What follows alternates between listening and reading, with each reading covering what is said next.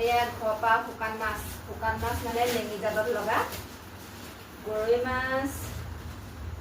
শিঙি মাছো লাগিছে চাগে দেই বা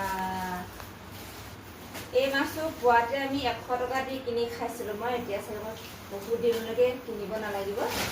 তাৰপিছতে এইফালে দি পঠিয়াইছে ঢেকীয়া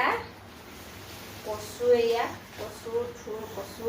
মানে বনৰীয়া কচুটো তাৰপৰা ঔটেঙা তাৰপৰা এই বস্তুটো মই এই বস্তুটো মই খোৱাই নাই এই বস্তুটো মই সেইদিনা বজাৰত বিচাৰোঁতে পোৱা নাছিলোঁ দেই এই বস্তু মই বিচাৰিছোঁ পোৱা নাছিলোঁ তাৰপৰা ঔটেঙা কেইবাটাও দিছে বাৰু ঘৰৰ পৰা আমাৰ দি পঠোৱা ফ্ৰেছ চব্জি আৰু এই মাছ যে বহুত দিনলৈকে মই নিকিনিলেও হ'ব শুকান মাছ আৰু মই এনেও শুকান মাছ খাই ভাল পাওঁ লেঙি জাতৰ লগা আকৌ চেপাত নহয়